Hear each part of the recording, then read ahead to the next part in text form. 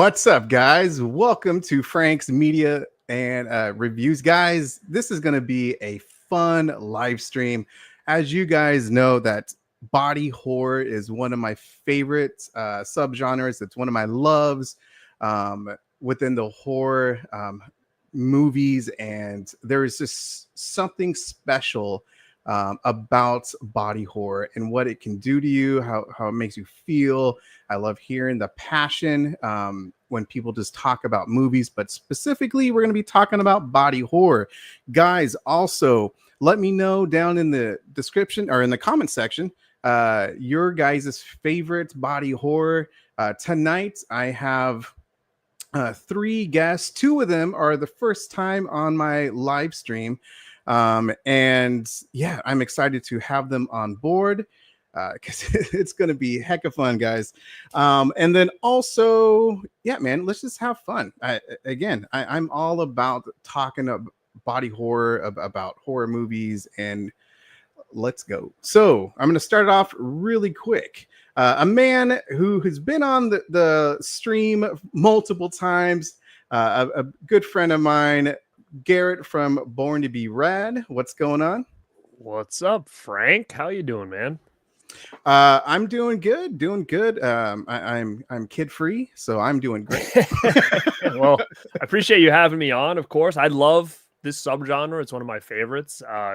Growing up, like especially when I was really getting into the genre of horror, like these were the ones that really drew me in. I mean, the 80s were just full of body horror stuff. But it's so funny is because we're about to talk about like this crazy body horror type stuff, but that intro leading in was just so chill and relaxing. I wasn't sure exactly if we were going to just kind of like mellow out or we were going to get into some body horror and some splatter and some gross stuff here tonight. But, yeah, I am excited to chat with all y'all about this and what is going on, chat.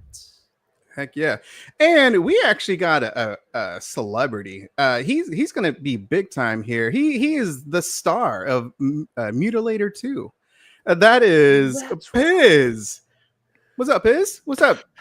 I got to agree with Garrett. When you started playing that little jam, I lit one up. So I'm a little out of it right now. I don't know how I'm going to be for the rest of this stream, but that tune just got me vibing, and I don't know, man. I forgot about that, man. Your movie's coming out. Yeah, Mutilator 2 is out. It's finally out. So it's on Amazon Prime. Go check it out. Now, were you when you saw your performance, were you like, man, this is money right here? Like, were you very proud of your performance on that? When I saw my performance, word's slowly getting out there. If the Academy overlooks me, it's gonna shame. Yes. Well, I mean, it opens up a lot of doors, you know. Well, I mean, Damien Leone's doing some more Terrifying movies. You could sneak right in there too.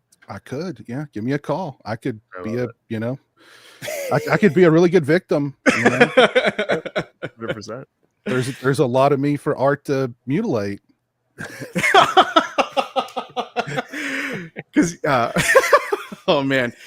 So Mel is running late, so she will join whenever she gets here. So guys, I'm gonna go through the chat really quick, and then we're just gonna dive into body horror. So Ryan, as always, thank you so much for putting everyone's link to their channel. So subscribe. If you guys are watching me, you guys are definitely subscribing and watching Mel, Garrett, and Piz.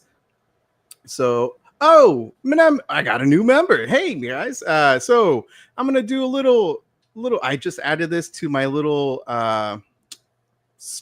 StreamYard of a little video clip. So whenever anyone who donates or becomes members or whatever, I'm gonna play a little short video. So here we go. Son of a bitch, Paul, why didn't you just go home? That's your home! Are you too good for your home? Answer me! So there we go. And let's see. Yeah, thank you for the support. Body horror is pretty damn rad. That's for dang sure. Again, guys, let me know some of your favorite body horror movies in the comment section, because I know we're going to be talking about some of your favorites and hopefully some new ones to you guys as well. But yep, exactly. Nice. Insomniac, thank you. Yep. Adrian, what's going on?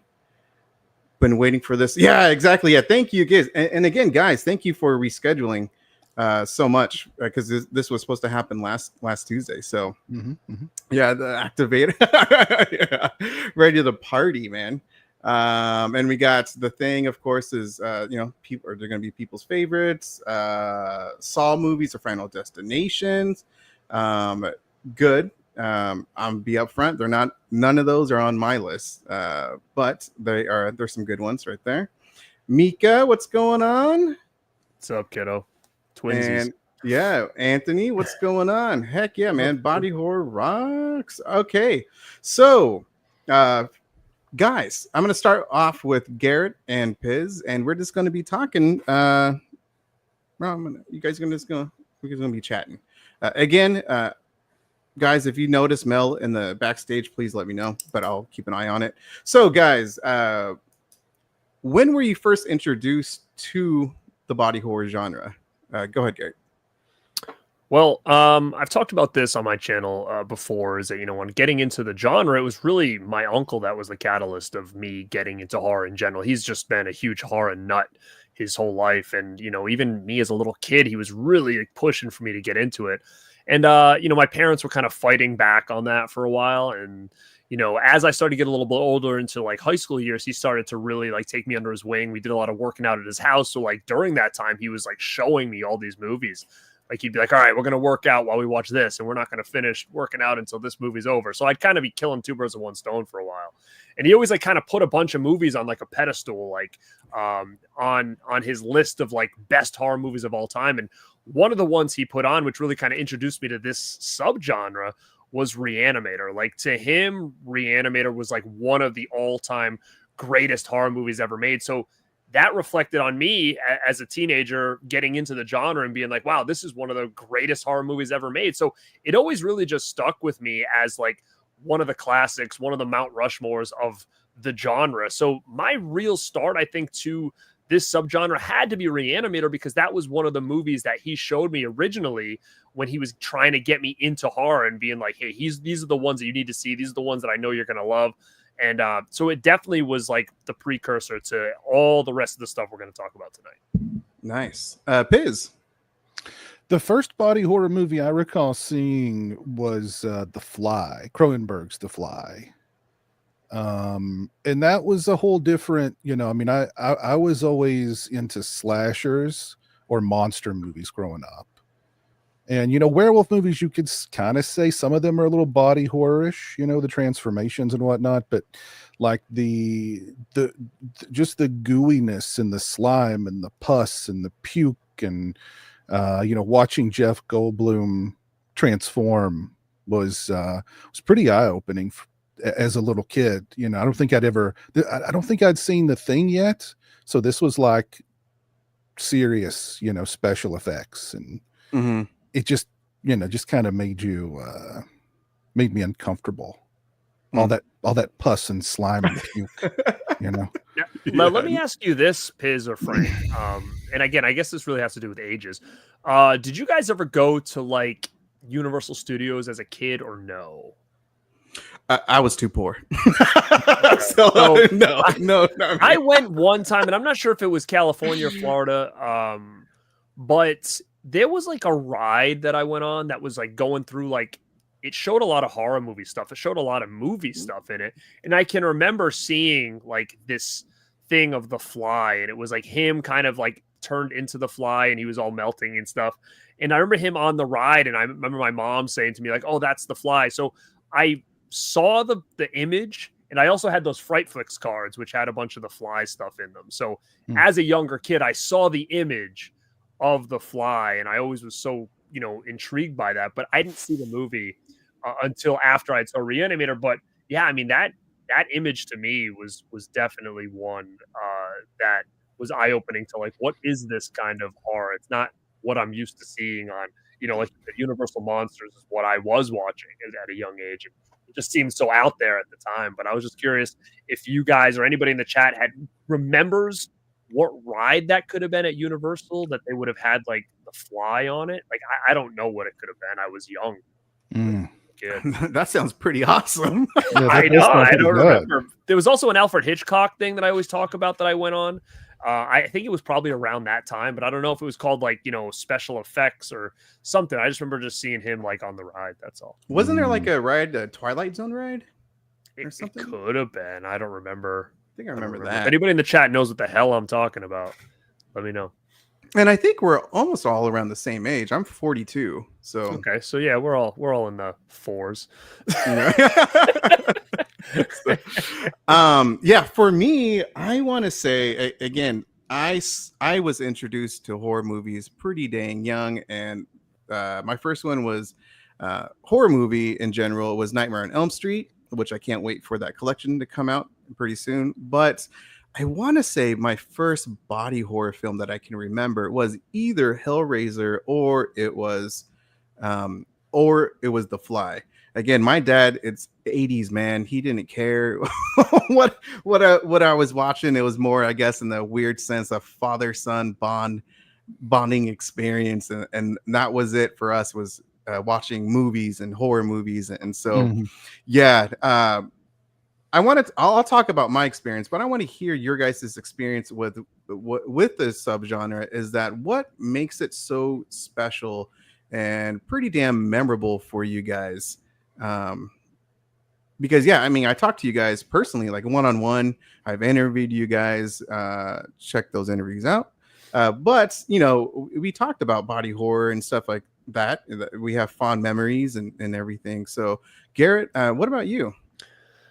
You know what it is that I love about it? It really has to do with the idea of heavy practical effects. And practical effects to me always is a huge win. Like the things where it's like, it's so unrealistic that it's so intriguing. Like when you look at a lot of these movies, things are either slimy or gooey or gory. And a lot of times it's like disfiguration of like the body or something through things like practical effects, like we talked about with The Fly. And there's a bunch of other ones we're going to talk about tonight that have to do with things melting or something like that. And I think it's just the idea of like the practical effects just being so bonkers and off the wall that they almost don't even seem realistic. But then you look at them, you're like, but it seems so realistic. I think that's what really draws me to them. It was like that kind of campiness of, the heavy practical effects to make all this kind of work.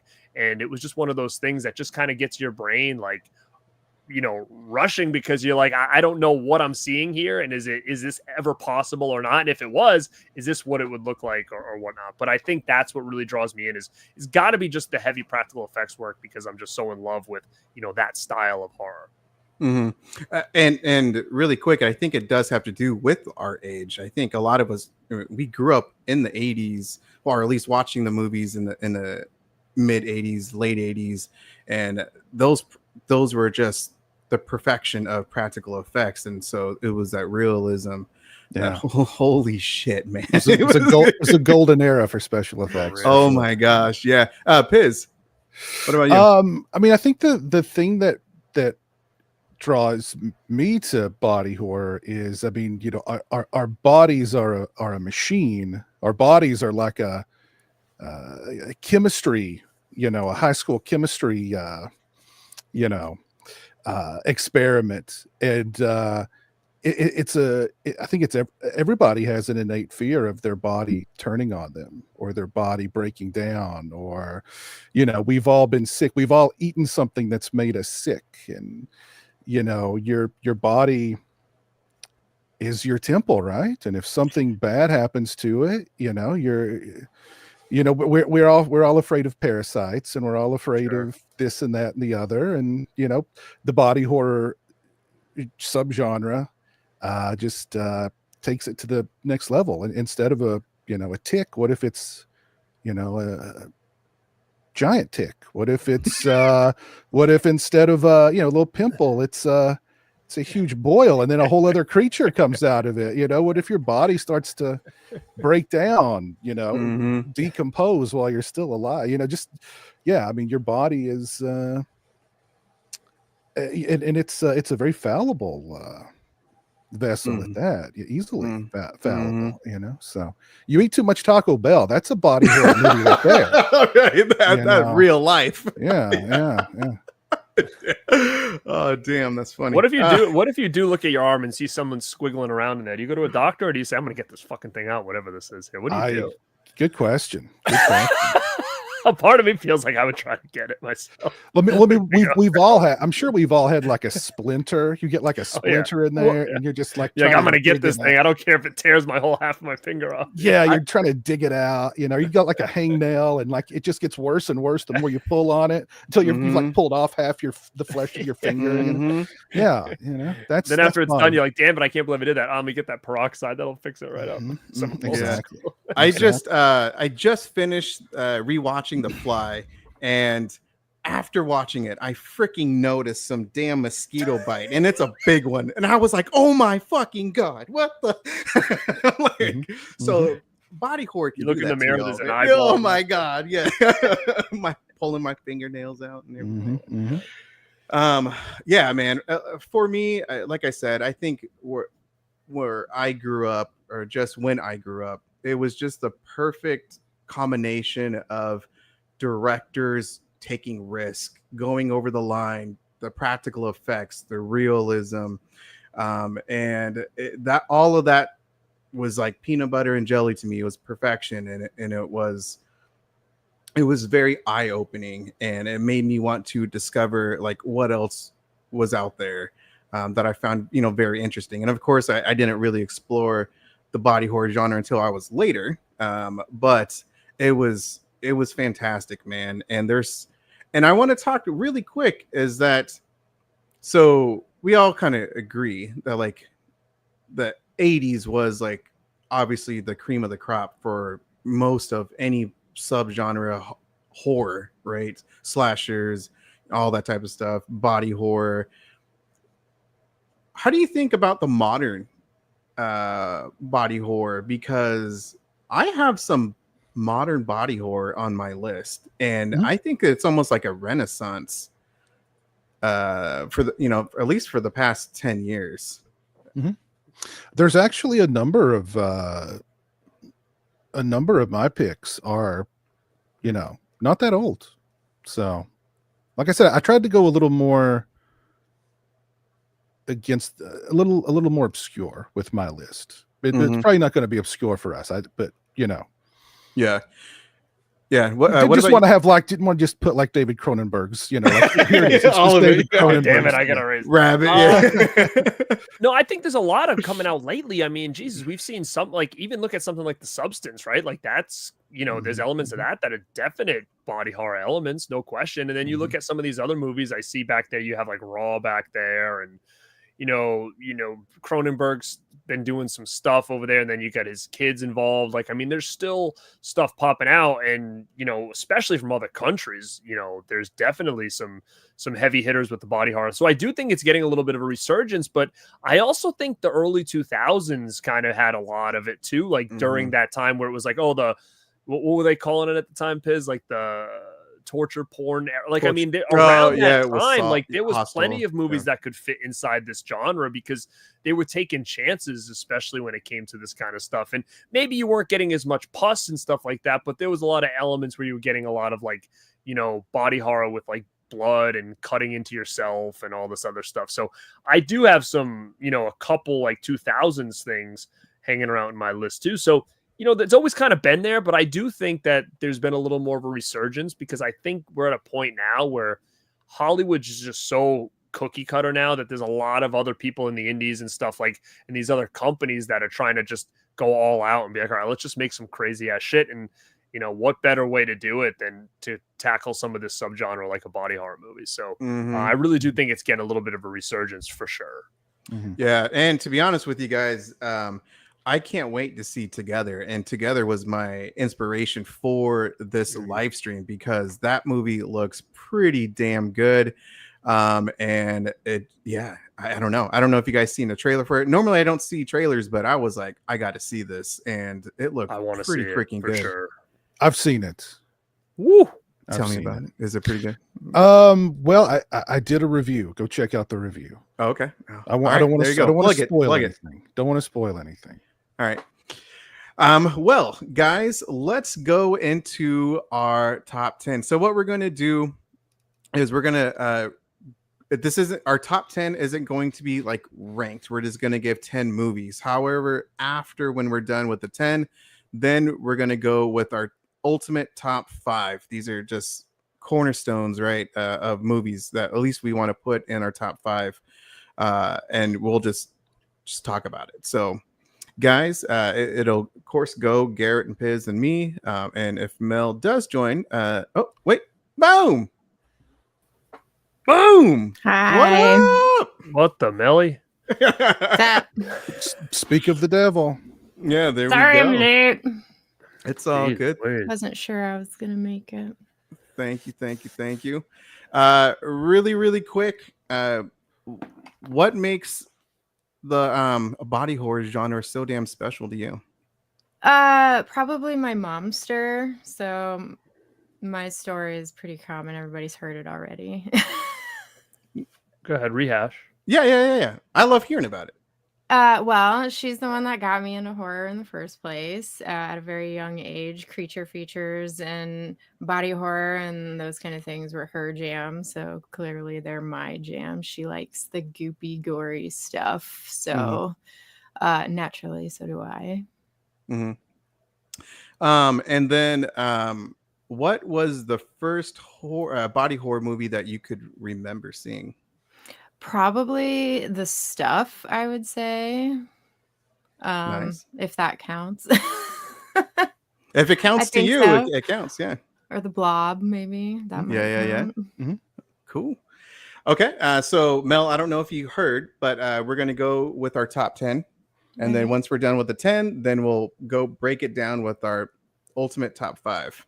So I'm going to go with, it's going to start with Garrett, Piz, and Mel, and then me. So Garrett, go ahead.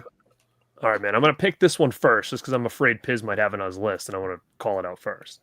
That's going to be 1982's Extra is going to be the number 1 pick on my list. It's I don't know if you guys out there have seen it. It's a little bit of an obscure choice. I think if you're not really heavy into, this kind of stuff, but it's basically body horror with aliens, and it's from 1982, and it's a pretty gross movie. To me, it's a very creepy movie. There's one scene in that movie that's been stuck with me since the first time I saw it. And I think if anybody's a fan of this movie, they'll probably know the one I'm talking about. There's a lot of gross scenes in this, but there's this one scene that's not gross, but it's just one of those like jump scare scenes that comes out of nowhere.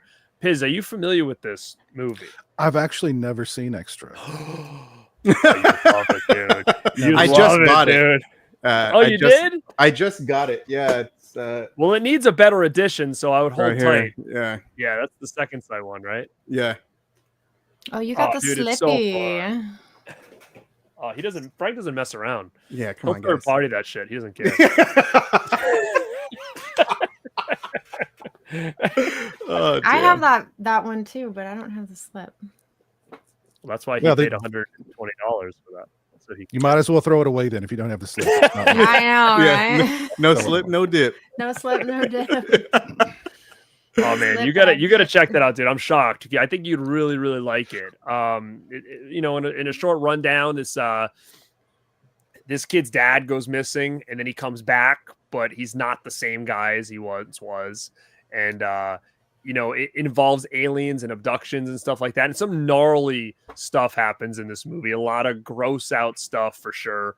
The alien is super creepy, and just a bunch of things in this movie happen, that attains to body horror. And if you've seen things like The Brood and stuff, like there's things in there that are very, similar in tone as far as this. But yeah, I would say definitely body horror, but it does have an alien in it. So you could also say kind of as an alien movie. But that was gonna be the first on my list. I figured for sure someone would have this. So I want to throw it out there because it is one that's super, super awesome. And I feel like nobody ever really talks about it. So I'm excited to see that Frank has that edition over there.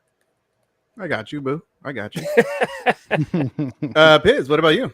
I'm adding Extro to my list. I've heard of it, but I've just never pulled the trigger on it or sit down to watch it. So I would stream it because I do think it's overdue for a new release. That thing has been, I've had that Blu-ray collection for probably like 10 years, 15 years now. So it's probably due for something. Yeah, didn't the sequels get like Vinegar Syndrome releases? They did, recently?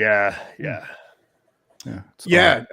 And one of them just got like a new slipcover or I something. got it right here. Yeah, Extra 3. Yeah, there we go. This, guys. It's different, you know. The first one's, you know, way better, but oh, there we go.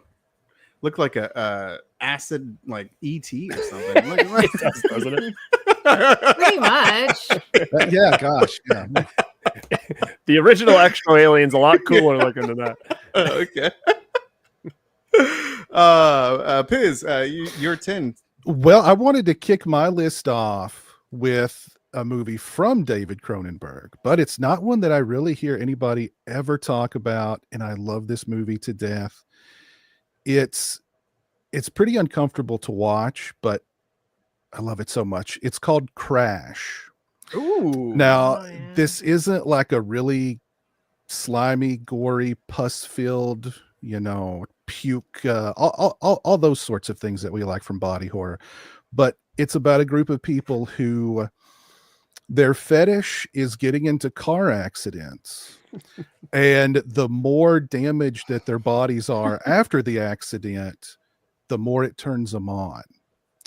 And they're all into scars and damage. And there's just something about that movie that's always, I don't know. It's just kind of got under my skin. But great film, great performances. It's also a really good book from J.G. Ballard. And the closing moments of it, too, are so, like, perfect. Just bleak and nihilistic and wonderful. So highly recommend Crash if you've never seen Crash. Yeah, James Spader. I love James Spader, man. He's one of my favorite like underrated actors ever. Absolutely. Like Yeah, 2 Days in the Valley is a very good movie as well with him in it. But rewatching, of course, David Cronenberg films for prepping up for this damn live stream. David Cronenberg, he is a freaking master of how to end a movie and wanting more as a viewer. And I think he's so freaking good, man. And so yeah, I honestly totally forgot when you talked about Crash and how good that movie is. And oh my goodness, man. Yeah. So great picks, man. Have you seen The Shrouds, his last movie? The new one, right? Yeah. No, that came out a couple months ago, right? Yeah. It's really good too. I highly recommend it. And it's got an ending on it that's very divisive.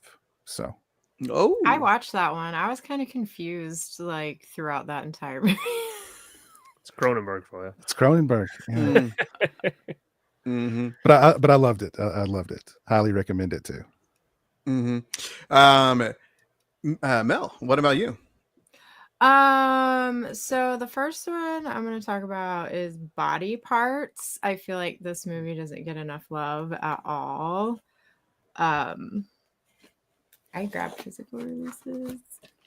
She grabbed the VHS. Oh, look at that. No, can you hold that up again? Because that's actually for us horror fans, like we know that like that that VHS cover. That's what's awesome, funny dude. about this movie is I watched this so much when I was younger and I hadn't seen it in years and years. I could still quote this movie when I watched it the other day.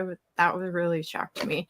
But I feel like Jeff Fahey doesn't get enough love either. He's so good. And he was in such weird movies. Like, I just bought The Sketch Artist. Does anybody remember that movie? That one was really good too.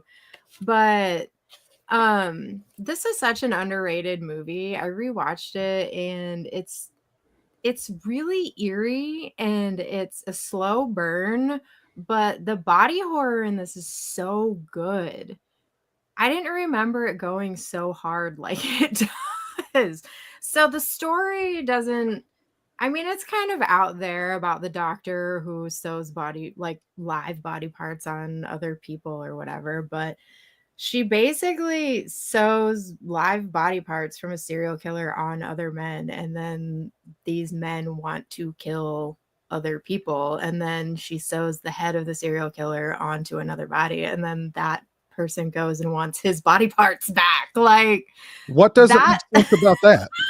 I know, right? But that storyline alone it's so crazy, but it's kind of cool. But the visuals in this movie of him carrying around his limbs, like it shows him carrying around his limbs. It's bonkers. And then the end when it shows like the incubator with all of the body parts just kind of hanging there, and like him waiting for the doctor to like sew him back together, kind of Frankenstein style, is just crazy to me. And yeah, I don't remember it going that hard, but it goes pretty hard, and it's a really great body horror movie. Don't sleep on this one. And shout out to Jeff Fahey. He is underrated. I loved him in Psycho 3. I always liked him in that. Oh, yeah. He's great. How about Job? Like Job? Cybo Man. What's that from? Yeah, he's in Lawnmower Man. Lawnmower too. Man. Yeah. Cybo Man. Oh God. I haven't seen that forever. I know 88 Films put out I think it's 88 Films put out a nice like collection for Really? that. I can remember that being like, I don't know if it was just because I was watching wrestling and it was on every second on the commercials, but I feel as a kid, Lawnmower Man was like hyped super hard on TV, like commercials and stuff. I remember a lot all the of time too. It's been a long time since I've seen it. a lot of Lawnmower Man on TV, and there was a Lawnmower Man Nintendo game. Do you remember that? No, it was. Yes. What? That movie was so over, huh? Wow. Yes, exactly. There was a Lawnmower Man video game. I gotta find this now. What?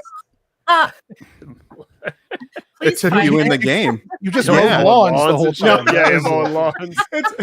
Kind of like Paperboy, but you know, but the lawnmower. That actually would be a fun game, to be quite honest with you. Oh man, that's pretty damn funny. I did not know. Oh my gosh, that's also pretty badass. I remember playing Friday the 13th on NES, and yeah, dude, I did not know Lawnmower Man was. I didn't either. That's wild. Hell yeah, wild. Piz with a knowledge bomb. Yeah, no kidding. Sure. Mine is. I would say for people who listened and who's been watching, and Garrett kind of touched upon it earlier, I really fell in love with the body horror genre when I really started to watch international films. And the one that I think when I was making this list, and I just kept coming back to this movie because I do think like it's a good introduction into body horror. And it's more like psychological in some ways, but with some good imagery. And that is Dumplings. This is from Three Extremes. It's an anthology, 3 movies, Korean, Japanese, and Chinese movies. The Dumplings is directed by Fruit Chan, and Arrow Video is actually putting out a Blu-ray in October. But what Dumplings is all about is, and they made it like a separate movie. So this is the short version of it, but there's an 1.5-hour version, and you can watch it on Tubi. So anyone watching, check that out. But what it is, it's basically a woman trying to find a fountain of youth, and this lady does it in a very unique way with the title of the movie. And it's just an actress. It kind of reminded me a little bit of Substance, where it's just an older lady. She's just kind of, I don't know, I don't want to say like a has-been actress, but just a lady who's just feeling her age, and she's just, and her husband just isn't attracted to her anymore. At least there's not that passion that they used to have. And so she's just trying to find ways to get back her youth and trying to get her husband's attention. And she meets this lady who is pretty famous within the black market. And she just finds natural remedies to rejuvenate. Rejuvenate? No, I can't even talk. And roll back time. And the imagery to this film, like, there's not too much like blood per se, but the imagery to some scenes, especially for how the food is made, it is pretty freaking awesome. And like I said, people know within my channel that what got me into international films was Old Boy. Once I discovered Old Boy, I started to dive into other just horror movies, and this was one of the ones. Three Extremes exactly was it. But then once I found out that Dumplings was its own movie, for those who don't know, Fruit Chan is also director of Ichi the Killer. Ichi the Killer is a pretty extreme movie. Check that movie out, y'all. But yeah, it's just a great movie, and I highly recommend Dumplings. So that's my funny. number 10. I've never even heard of it, to be honest. But it sounds cool, especially if it's getting a new release. It might be a good way to check it out. It sounds cool. And do you think that there was any like when they made The Substance, do you look at that and be like, oh, they were inspired by this in some aspect, or no? Yeah, I mean, there's some movies that, again, since we're going, studying up for this live stream, there's definitely some movies that you can point to some inspirations for Carly. Of like, and for me, like this movie came out, I want to say in 2002, 2004, and so I, if she's a fan of course previous body horror movies, then I would assume like she's seen this, because for me, and I've talked to other people who are pretty big into international like horror films, like a lot of people, at least that I've talked to, like we know about this film, and we know like the directors are pretty damn famous within the international horror community, like Park Chong Wook, who did Old Boy and Sympathy for Lady Vengeance. Again, that's on Arrow Video. And then, the director of Audition, he did a story on here too. So like looking into this, if you don't know anything about this, the directors and some of the movies that they have done, like Audition. Audition is like a pretty damn famous movie. So again, there you go, Dumplings. So didn't make too much time, but yeah, just love it. Garrett, number 9. All right, I'm gonna go 1989's Society from Mr. Yuzna there. Again, if you guys aren't familiar with this one, it's got is it Billy Warlock? Is that his name? Billy? Yeah. Billy Warlock. I always remembered him from, my mom used to watch him on General Hospital when I was a little kid. He was like on the soap opera, and he played AJ Quartermain. So I remember seeing that first. Then when I saw this movie, I was like, what the hell? This guy's in this. And yeah, super cool. It's like it's in Beverly Hills, and like he's part of like a wealthy family, and they're basically just part of like this weird kind of like cult. I would say, maybe you would say it's, definitely a cult by, the social elites. And there's a lot of body horror in this. There's some crazy scenes where all of a sudden he's starting to see things, or he thinks he sees things. He'll go, his sister or his girlfriend's in the shower, and all of a sudden he looks really quick, and like she's backwards, but her head's going the opposite way. And he's like, what the heck? And then there's the big scene at the end, which is the big climax of the movie, which is just absolutely bonkers. A big swinging shunting scene at the end of this movie. If you haven't seen it, you got to watch this movie just for that ending, because it's completely freaking batshit crazy. The party, dude. Yeah, dude. It is still to this day. I watch it. I go, how the fuck did they get away with this thing? Yeah, would not fly today. No. But like when you were talking about like Cronenberg, like, and when I really do think how much I love this subgenre, I'm thinking about like the big 3 directors, and I'm like, man, I love like all their stuff. Cronenberg, Yuzna, and Henenlotter are like 3 directors that I absolutely like would put a top tier for me when it comes to their movies. Like I like all their shit, and they're all kind of revolving around this kind of subgenre, which is pretty cool. So, if you like any of these, I would say follow that director and check out all of his stuff. Someone like a Henenlotter or Yuzna or Cronenberg, like Piz said. So. You like one, you'll probably like most of their stuff, for sure. But especially especially Hen and Lauder, because like all of his movies, as weird and out there as they are, they sort of kind of take place in the same extremely pretty much. messed up universe. Yeah. Yeah. For sure. And he only has like, I think I did a ranking. I think he's only got like 6 or something, right? He doesn't have a huge library of movies. So No. it's really easy to kind of like get into his stuff and hang around there. And all of his stuff, like he had very little money to work with, but like you wouldn't really like his stuff is kind of grindhousey, but the effects and Right. I don't know. Yeah. Yeah, I mean, Basket Case is iconic for a reason. And then also Frankenhooker. There's a rumor that there's supposed to be a 4K from our buddy Synops Films, man. Dude, I can't wait. It's gonna look really nice because I mean that movie my pops in general with all gosh. the neons and stuff. Yeah, Mhm. it's gonna look sexy. Oh my God. And Brain Damage, that got a that was just a Blu-ray from Arrow a few years ago, right? Arrow, yeah. It looked great on Blu-ray. It's very colorful too. Hi, Heck Brian. yeah, man. Piz, you're number 9. Number 9, I went from David Cronenberg to now Brandon Cronenberg. And the movie is Antiviral. Yes. It takes place in the future where we've become so obsessed with celebrity that you can go to a clinic and be injected or infected with your favorite celebrity's disease. So there's a scene where a character loves a certain celebrity who has herpes.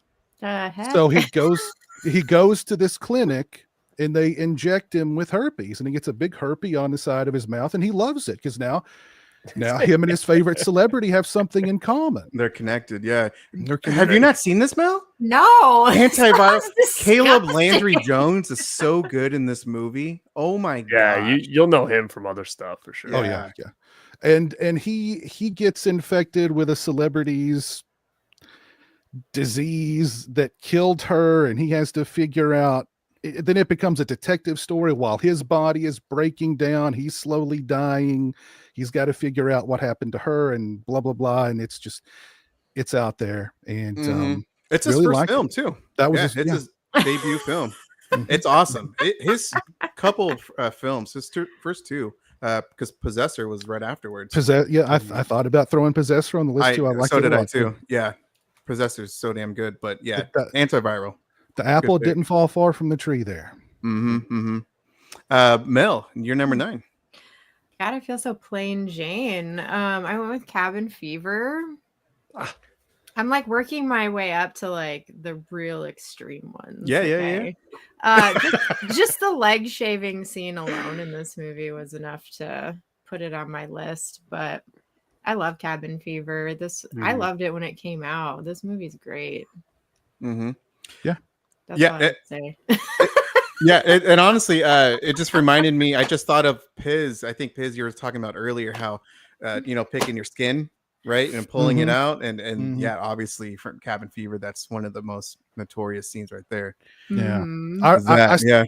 I saw that in the theater, and when she shaved her leg and the skin all came off, in unison, everyone in the pack theater went, "Oh!" Yeah. That's almost the worst scene in the whole movie, even worse than like the dog eating like the chick's face off. It's a good Yeah, one. that Cabin Fever was a movie I think people needed around that time. It was so different, and like you said, seeing it in a theater was mind blowing at that time. It was just something so unique. It had that fresh comedy element to it, but it was gory and whatnot, and it was like you said, pussy, and the leg shaving scene was one that everybody remembered. Love it too. That's actually that's actually on my list.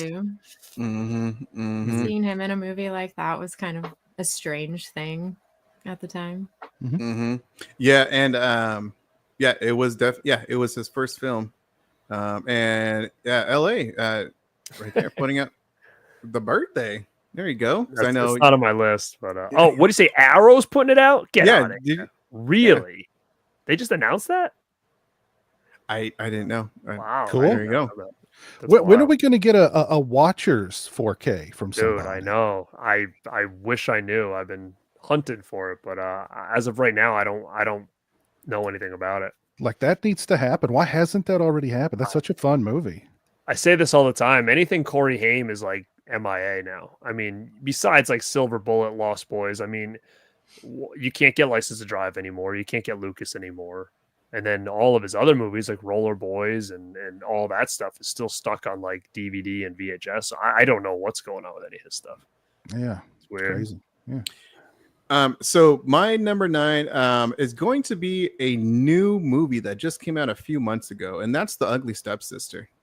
Oh, The Ugly Stepsister is a I want to say it's a Norwegian film, and it's on Shudder right now. But fairy tale one. it's a fairy tale movie, but it's in a dark, twisted way. And I don't see trailers, so I didn't know anything about this film. And then when the film basically revealed like the twist, I was fully blown away. And I think that's one of the reasons why I really liked it, because I stayed away from the trailers. But then also it goes into like, it reverses the storyline of what one of the ugly stepsisters will do to attract the prince, and the mother what she will do at any means necessary. And the movie does not hold back on anything, and it doesn't make Cinderella into that whole wholesome type of girl either. And when I say like the movie just freaking goes for it with some of the scenes, and it has a batshit crazy ending, I fully mean it. And y'all know me, like, I love dark, twisted ass movies, and this to me is my favorite horror movie of the year. Wow. And it is fantastic, guys. I heard about this movie. I put it on my list to watch. I heard about said ending and how bonkers it goes. Yeah. It's on my list too. I freaking loved every minute of it. And it's there's a lot of if the slipper won't fit, you got to make it fit, right? Dude, yeah. Oh my gosh, man. Yeah. And you know, if you want to lose a few pounds, you got to take some extreme measures, you know. And that scene goes for a little while. It's very uncomfortable. I think that's part of the reason too why I really like this film is I think with like the substance, there's a lot of flair to it. I really love the substance, but there's some flair to it. This film, it's just fucking dark, and it's and like he said, if the shoe don't fit, and you know, you gotta there's some facial reconstruction, and man, it's just brutal. I love it, man. So, it's dark, but it never loses its sense of humor. Yes. So it's while all that nasty stuff is happening, you're cringing, but you're kind of giggling a little bit too. Mm-hmm. So it's such a good movie. It's on Shudder. If you've not seen it, absolutely see it. See, Piz approved, man. Yeah. If you guys don't trust me, trust Piz. So good. So good. Yeah, there you go. Yeah, we got similar taste, man. So we already talked about that. 8, Garrett. All right. How about this? 2008, The Ruins. Ooh, okay. I don't know if you guys have seen that one. That's another one that I feel like is one of those lost movies from the 2000s that kind of is just sitting around DVD. I think it may have had a Blu-ray like way back in the day, but I don't know why someone like Scream Factory hasn't touched upon The Ruins, because I feel like that was a real overlooked gem from that time period that kind of just got lost in the shuffle. And there's a lot of body horror elements to this, and that's probably why I loved it so much. But yeah, it's about a group of people that go into like these ruins, and they kind of get stuck there by the locals. Like the locals know, like, all right, there's something not right up here. Now that they're up there, we can't let them come back down. And they go down this thing. It's weird because it's like involves plants and vines, which is a really odd kind of like premise when you think about it, but it really goes hard in this movie, and there's a lot of gross out scenes and stuff. And I always was a big fan of The Ruins, and I just wish it got a little bit more love, because I feel like it's just kind of dead in the water in those 2000s movies that if you know it, you love it, but I don't think a lot of people know it. So hoping someday somebody takes this and gives it a little more love, because I think it's really cool. It's based on a really good book too. I saw it in the theater when it first came out with a girl, and every gross out scene she would grab my arm, and I forget which gross out scene it was, but she grabbed my arm. She reached around to grab my arm, and her thumbnail like gouged into my flesh and cut my arm like wide open in the movie. What? So like I'm sitting there bleeding, watching these people being like consumed by body horror in the theater. Yeah, it was interactive at least. It was kind of interactive. You felt like you were in the movie. It's like the popcorn. Yeah, exactly. She had some razor sharp nails going on, man. Wow. Like it was like the edge of it just caught me like right in the meat there, and it just went. Oh my goodness! My goodness! Good Lord, that's so funny. You guys have some strange date stories. Oh man! Oh yeah. So speaking of which, kids at the movies got to reach around and she cut him in the meat. That's what he said. That's what that's. That's the Cliff Notes version right there. There we go. That's the version you tell everyone. Okay. Yeah, and then on your little, was it a live stream? I don't remember if it was a live stream or a video, but yeah, Garrett, you want to tell what was your date movie that you told Mel in your little video? Oh yeah. Do you remember that? Yeah, Texas Chainsaw. That was a date movie for me, because I said like every time I like hung out. And I was like, "Hey, you Eyes? Wasn't that Hills Have Eyes was the one? Yeah, that was the one. Sadly, we made it from Texas Chainsaw to Hills Have Eyes. Reanimator was in there, and then if they kind of got past all those, I was like, "Oh, Last House on the Left" was kind of like the big finale. That was a risky one there. That was a risky. And then the one that got past the third movie put a ring on that finger. Oh my god. It was one of those things where it was like I was starting to get into horror around like those teen years. So it was like every time, a girl was just like, "Hey, you want to watch a movie?" I was like, "Oh my God, you got to see this." Because I felt like I was like introducing all these people to like these things that, I just got introduced to. So I loved it so much. I wanted to show everybody. And I feel like that's kind of ended up what happened. It's just, hey, baby, you want to go on a date? Let's watch Hills Have Eyes. Yeah. I've got the perfect flick tonight, baby. It's called Martyrs.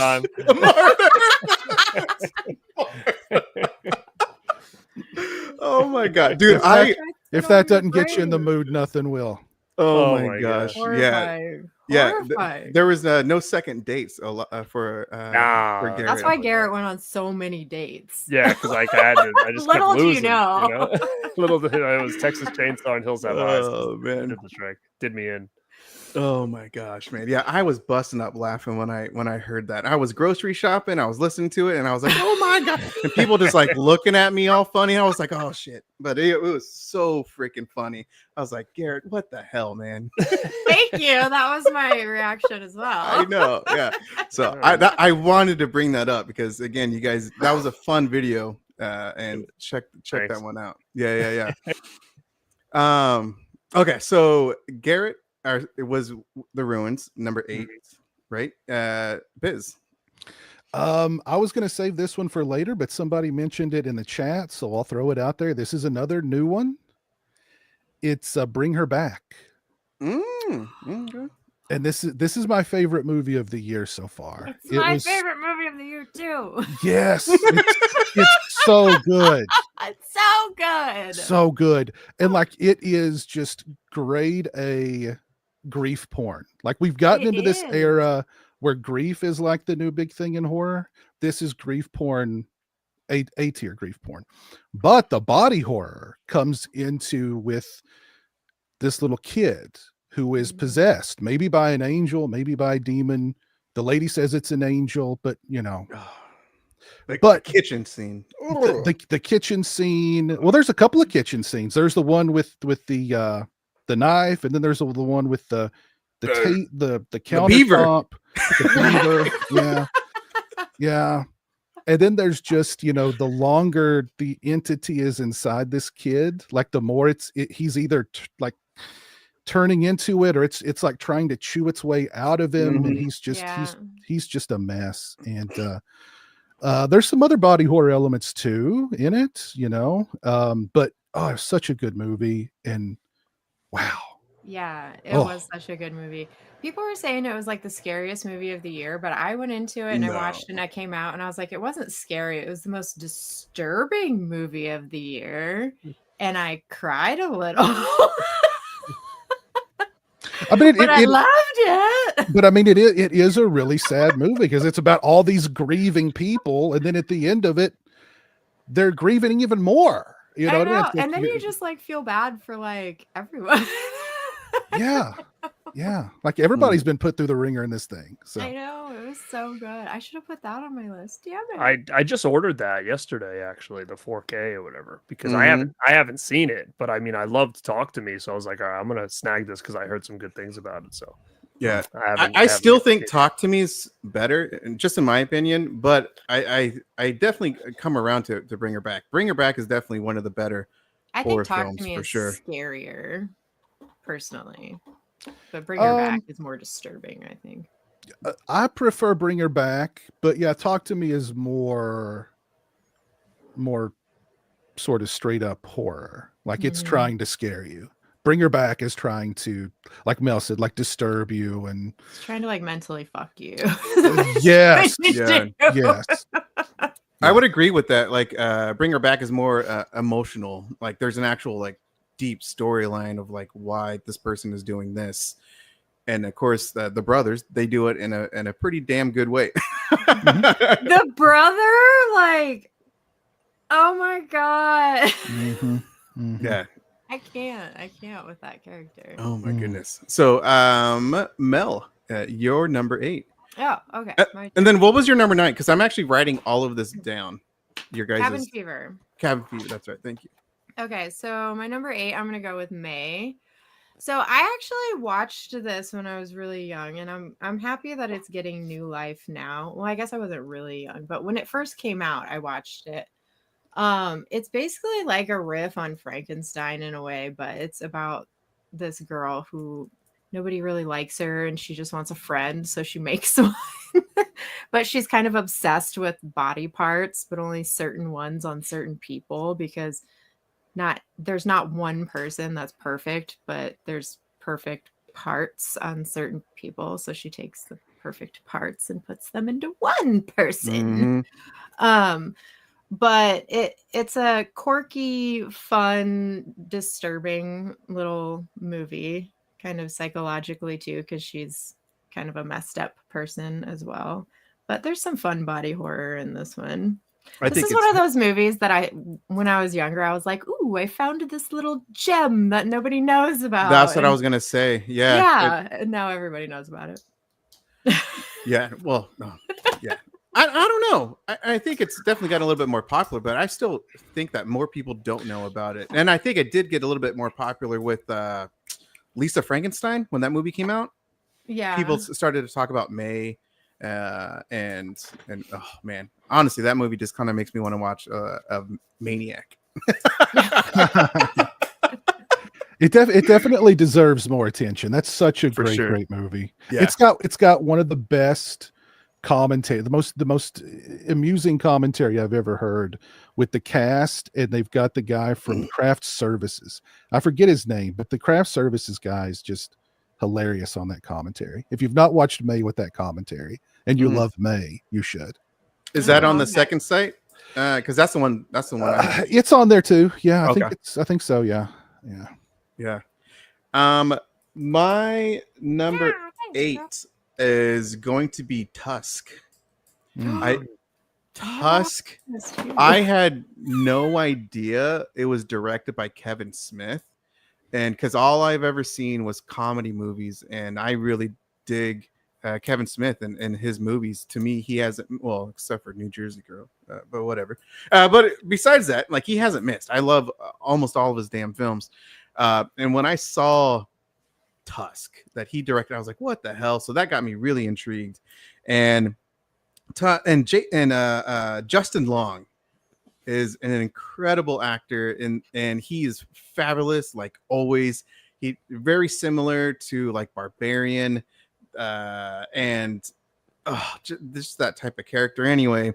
So yeah, Tusk, it's about a podcaster just trying to find a story in a small town in Canada. I forgot. Oh, there we go. I streamed it and I literally bought it right after finishing the movie. I haven't done that since late night. Was it Last Shift? But yeah, anyway, Tusk, such an incredible movie. And oh my gosh, Mel, you might have it in the back. I forgot the actor who plays the elderly guy in the wheelchair. He's so good in this movie. He was in Michael Parks. Yes, thank you. He's in Red State and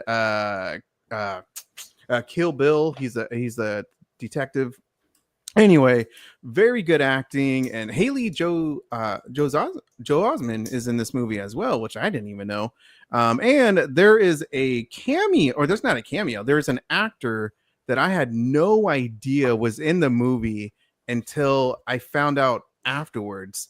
And it's a very famous actor, but you can't even tell. At least I didn't even know. And I don't want to spoil. I don't want to spoil anything about it because I think that's just a cool, because he's uncredited in the movie.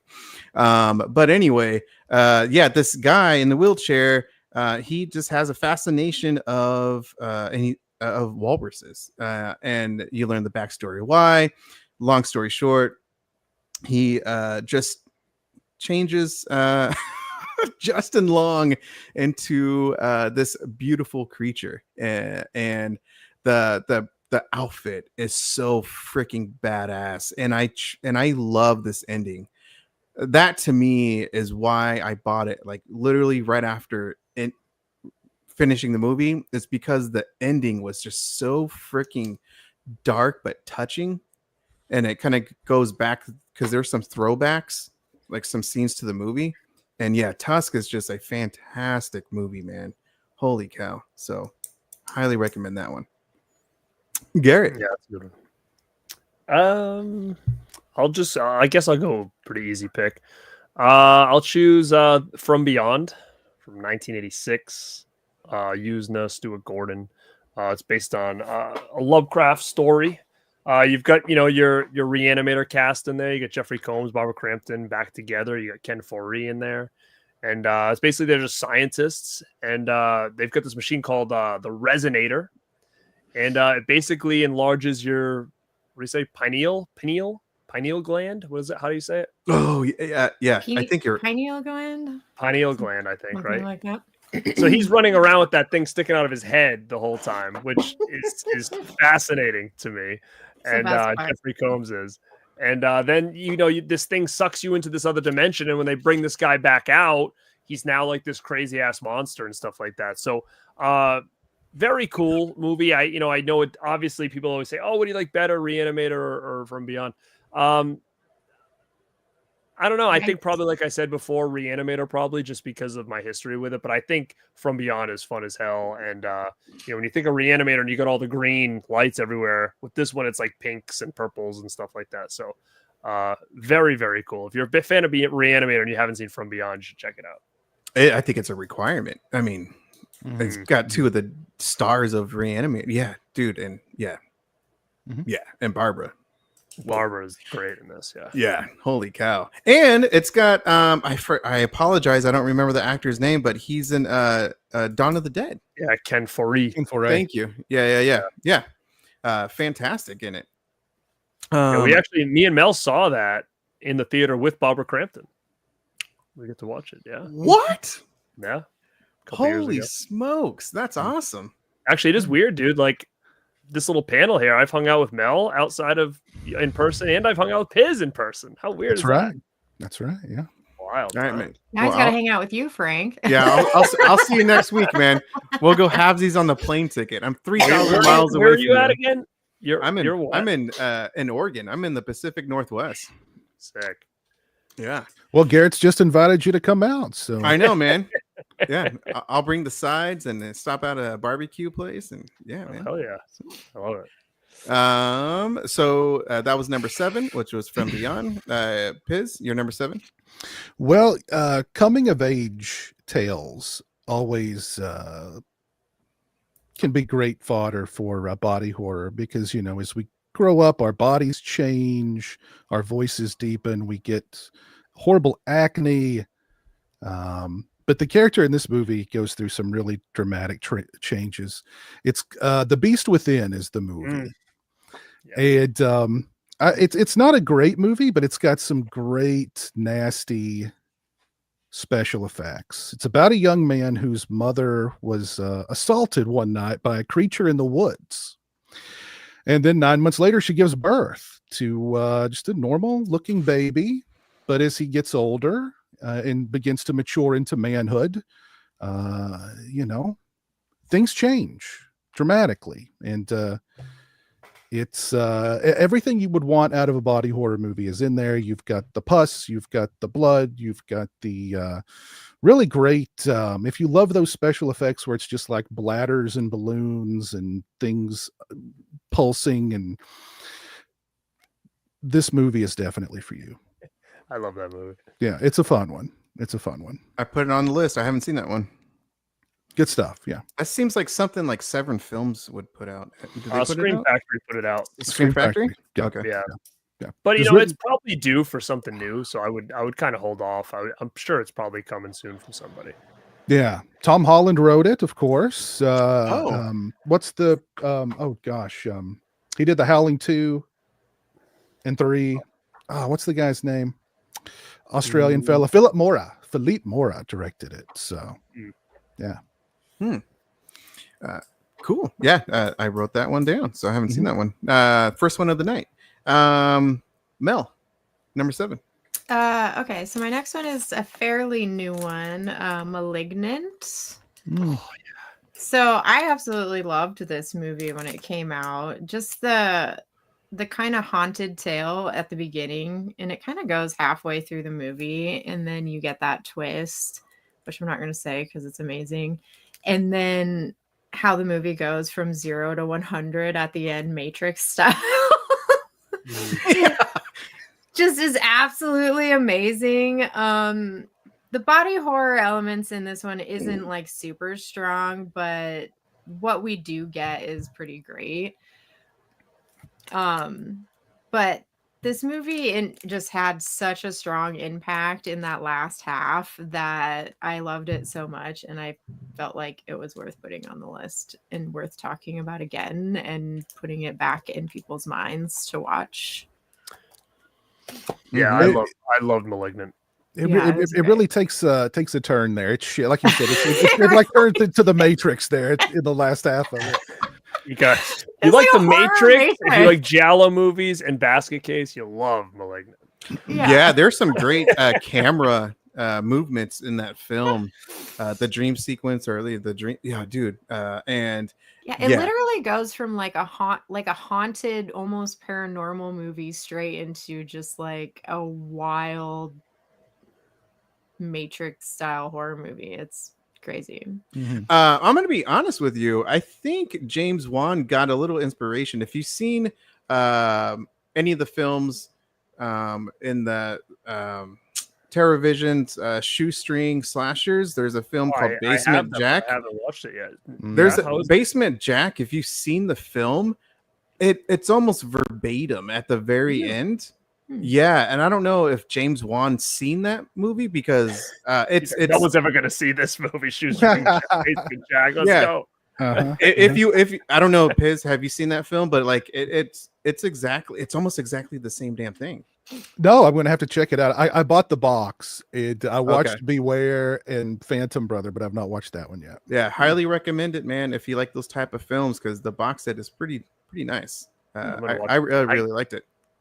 But you know what I think with Malignant was like it came out at the right time, I think, too. Like it was like during COVID, wasn't it? We were all home and like streamed it. Isn't that I think HBO. so. I think it was on HBO.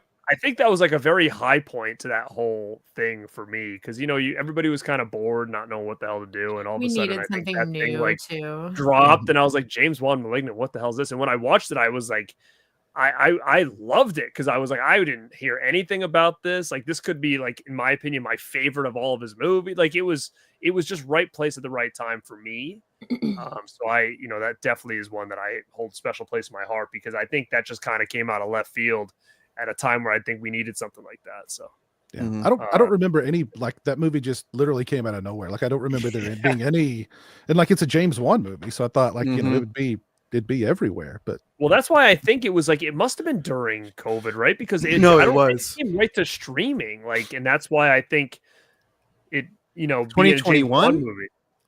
2020, 2021, something like that. I know, yeah, we were still like on lockdown and all that stuff, but like, yeah. My number 7 is going to be probably the most effed up film that I have in my entire collection. And that is Titane.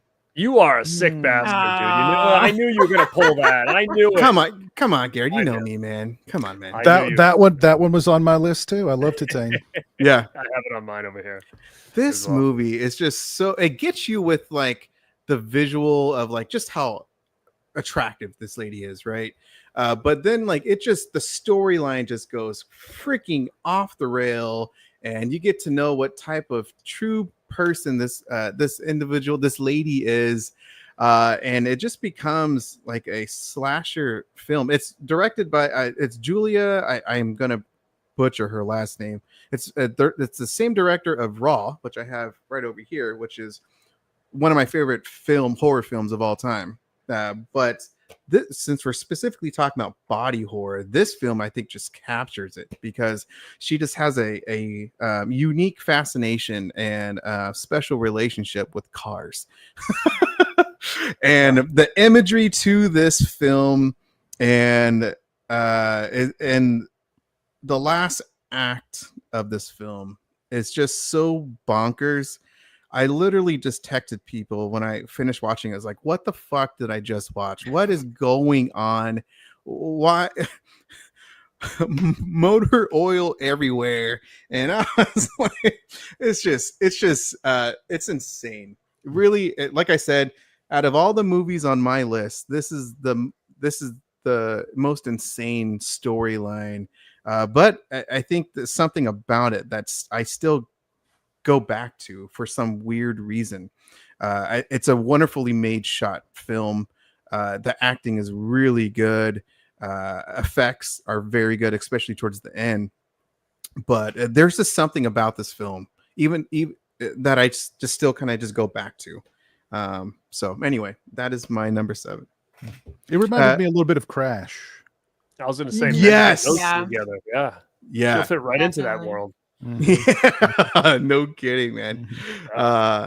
Great comparison. Yeah. Garrett, you're number 6. This one's a pretty well-known movie, but I don't think people talk about it too much when it comes to body horror elements.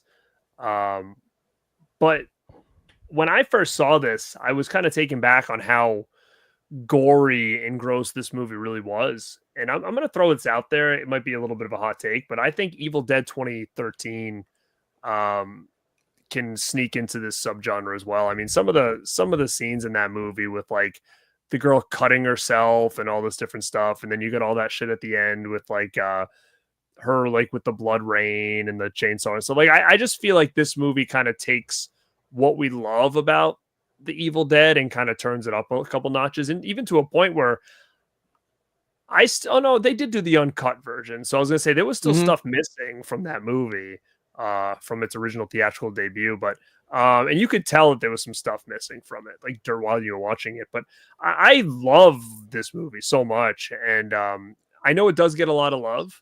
I actually just saw an article today about this. Did you guys see this? Something about where like now they're fighting about it being a sequel or like its own like world or something. They're fighting. Oh, so now like people are arguing, saying originally it was supposed to take place in like that world, but like a sequel, because then I guess maybe I don't know why, but now they're saying it was like its own thing, and I don't know. But just enjoy the damn movie, man. What the hell? Yeah, I love an article that came out regarding it, but that's why when I saw that I was like, I'm gonna throw that on my list, because it does have some body horror elements that, the girl with the tongue and the blade and stuff like that. So There's Definitely moments. cool. And I know it's pretty well loved. I mean, I'm sure everybody on this panel. Did you guys like this one, right?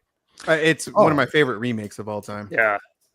Where when she's attacked in the woods by the woods, that's just, I think, just incredible, just filmmaking. It looks great. There's just I kind of feel the same way, like, especially at this time in 2013. Like, I remember seeing this at an advanced screening, and I was just kind of like, oh, all right, I got tickets for it, let's do it. Like, I wasn't expecting much, and I remember leaving there and being like, that was like way better than like it had any right to be.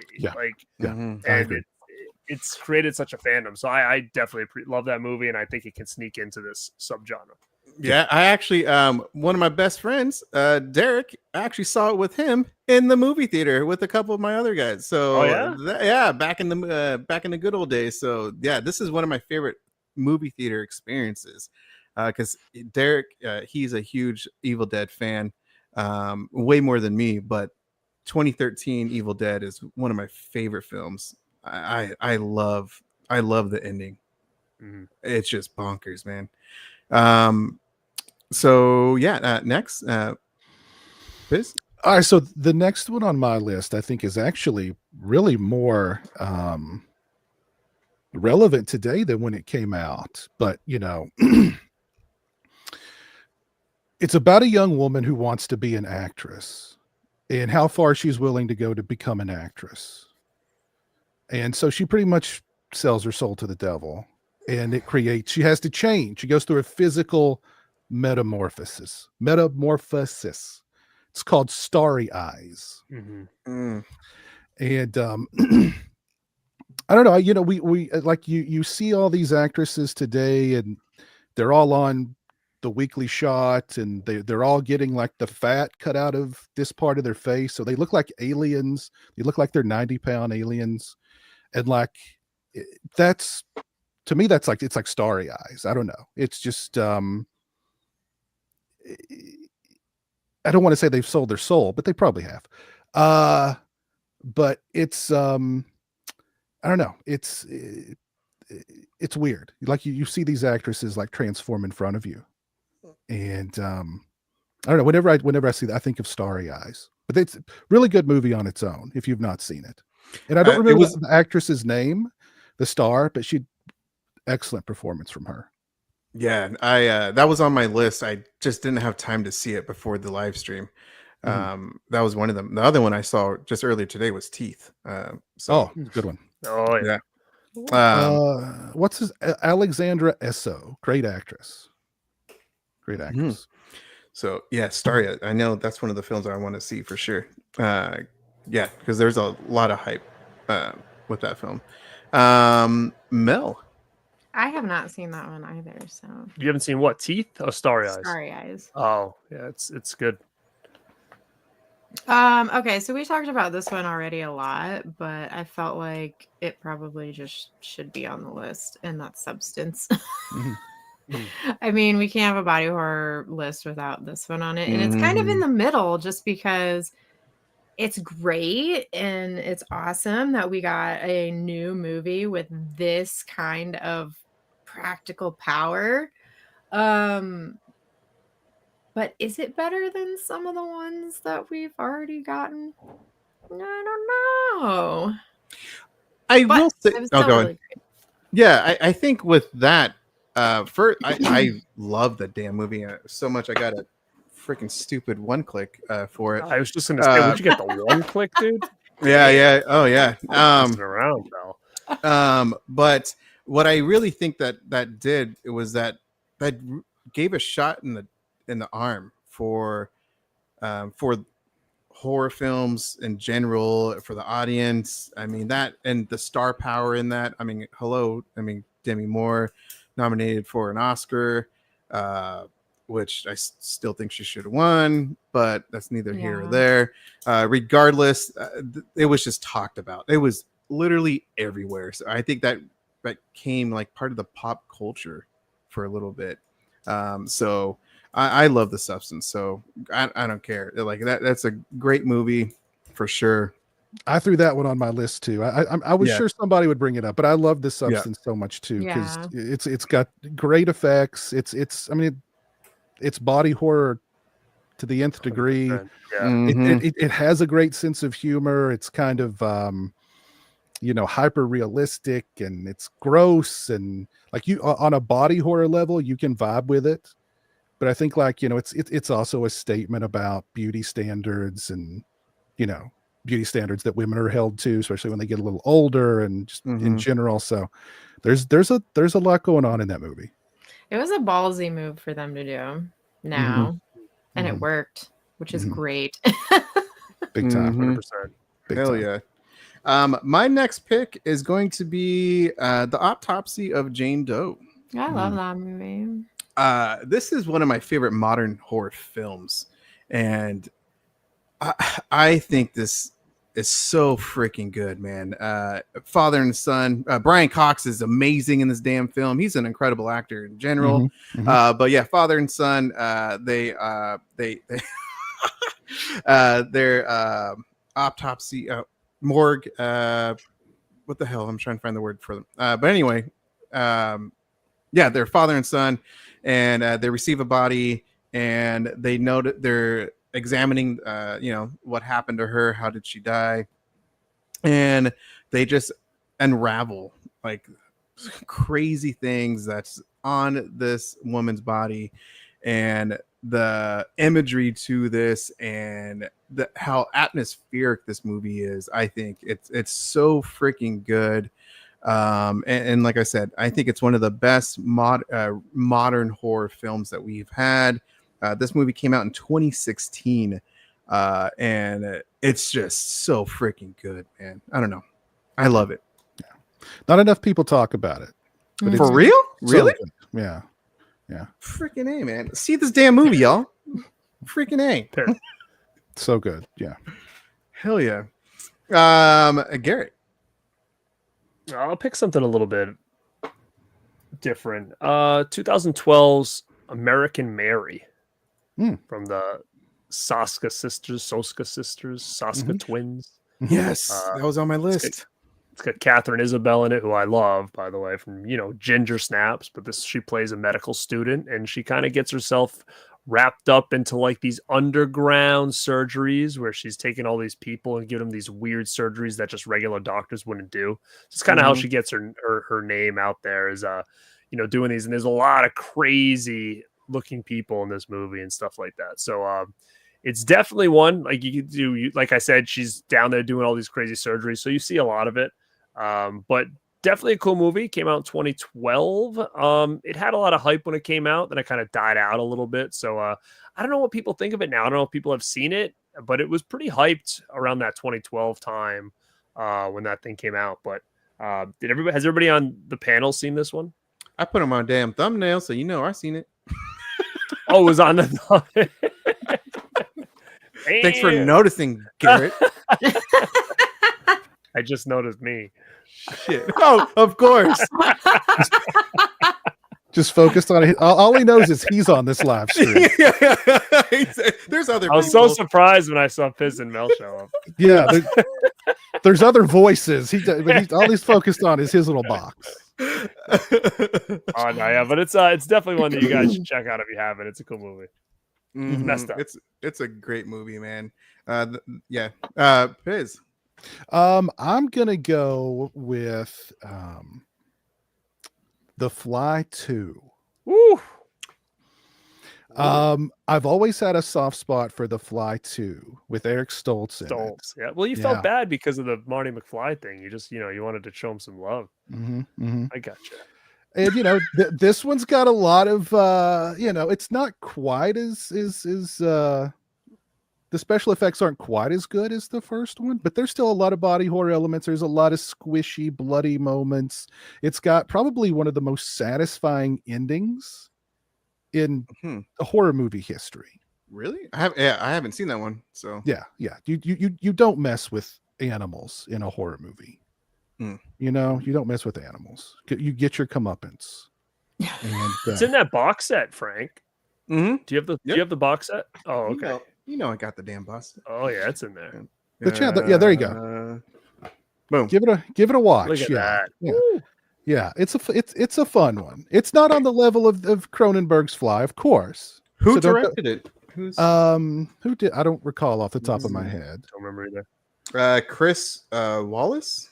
Yeah, he was a special effects guy in the 80s. So, but I always have a fun time with it. I think it's a fun movie. LA Jill says Eric Stoltz took the role because he thought they said he could play Marty McFly. Well, he did get to play Barty. Yeah. There you go. Fly, yeah. That's He's like, Marty McFly, the Fly, whatever, same shit. Mhm. It must be a sequel. That's good. Mel. So my number 5 was Tusk. So I don't know if you want to talk about this one again, but I agree with everything that you said about it. I also was taken by the cameo. I watched the entire movie and I didn't know who it was until after. And I think it's great. But yeah, the vibe of this movie is really great. It's kind of slow, almost unbearingly slow throughout the whole movie, because there's like this part where Michael Parks has Justin Long at the table and he's like giving him the whole speech for a really long time. That part's kind of slow, but once they get going at the end, they really get going at the end, and that makes this movie 100% worth it. And then the final outcome is just absolutely outrageous, like Frank was saying. But the practical effects in this are great. I love Justin Long in horror movies. He's great in comedy. He's kind of plays that awkward character in comedies, but he's great in horror movies. I almost prefer him in horror movies, to be honest. But Tusk, absolutely love it. Oh, I'm sure you saw Barbarian, right? I loved Barbarian. That's almost one of my favorite roles that he's played, just because he's so back and forth, whether you think he's good or just an asshole. Throughout the entire movie, you think he redeems himself, and then he just does something completely stupid. I love that about the character, and he does it so well. He's like so good at that, you know. Yeah, that was a movie that, like, and I'm sure, I don't know if it's the same with you guys, but you ever see a movie in the theater, when you're done watching it, you just get so jazzed up. Like for me, I normally see movies late at night, just so, you know, when my kids are down, you know, I can see the movies when they're down. So, but with that movie, like, I was so energized. Like I was like, oh my God, this movie is so freaking good. I read all these articles about it and everything. Like, I love Barbarian. And what the hell, Disney? Put a damn physical release on it. I know. I did hear getting something. Isn't it supposed to be rumored that it might be coming out? I haven't heard anything about it. I've not. No. Oh man, y'all got some sources or something, but like, I haven't heard anything. But that movie, that's one of the best modern horror movies, at least in my opinion.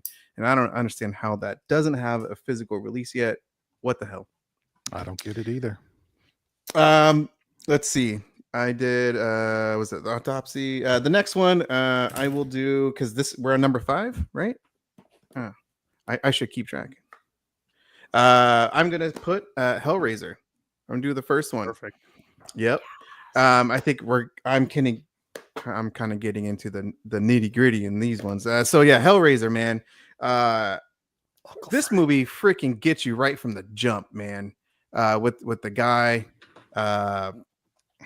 solving the puzzle, and shit hits the fan, and then of course just I don't know, man. It is so freaking good. And you get in the beginning, you get a little you see the Cenobites and Pinhead and his associates, his little partners, and then you just get a little taste of who they are, and then oh my gosh, man, and then it just turns into this body horror goodness with like thing coming up from the floor and his body freaking evolving, and oh my gosh, man, it is a freaking classic.